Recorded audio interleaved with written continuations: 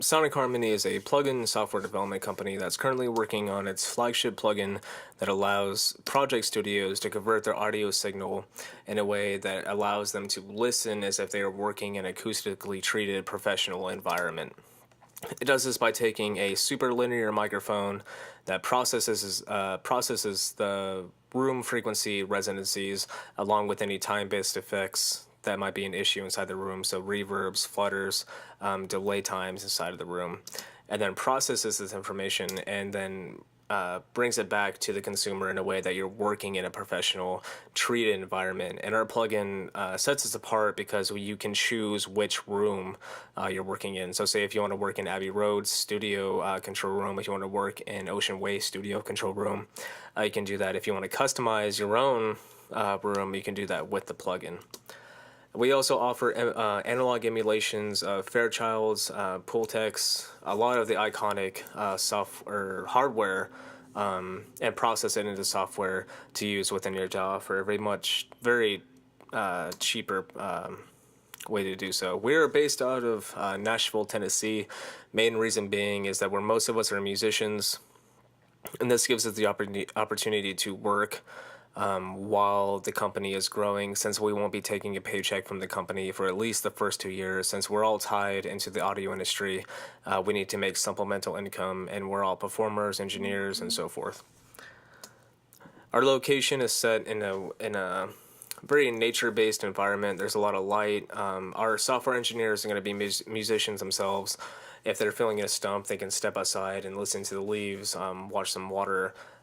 We don't want to have a stifling environment, and the building itself, after a year, if it's not rented out, it has a manufacturing district, so we can have a space to manufacture our microphones. And the reason there's a niche for this market is if you look at the commercial studios of today, they're closing left and right. If you look at Sony, they closed their biggest studio in New York. They're closing left and right in LA, and they're closing in Nashville itself. And the reason being is because of the project studios. And the project studios are a very viable market to capitalize on. We have to make products that appeal to them.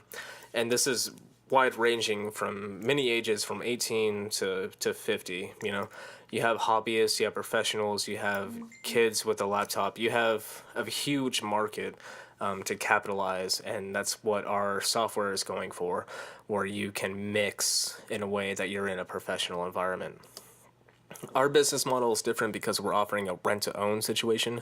So the only other company I've seen do this is Splice for a synth called Cylinth.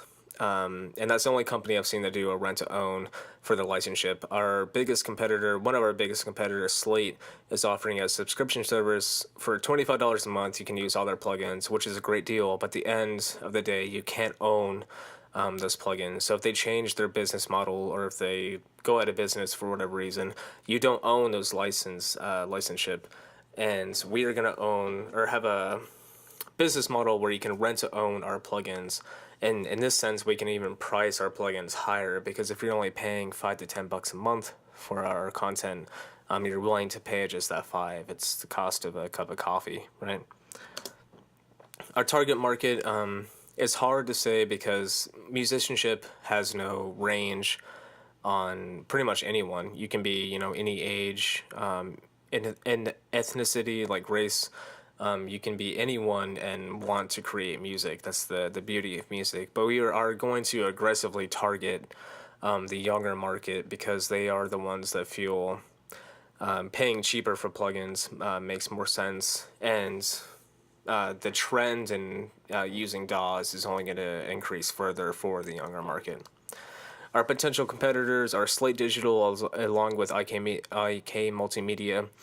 Slate being is because they're extremely innovative. The VMS, a lot of the stuff that they put out is just, they're pioneers in the market. And IK is because they have a very similar product to what we're releasing. But from the research that I've done, is that has a hard time competing with the mid and highs. It does a great job of compensating for the low end that you might have inside of your project studio, which makes sense. But it can't really compensate for the mids and highs. And you don't really have an option to create the room that you're in, or really emulate a different room, say Abbey Road or Ocean Way.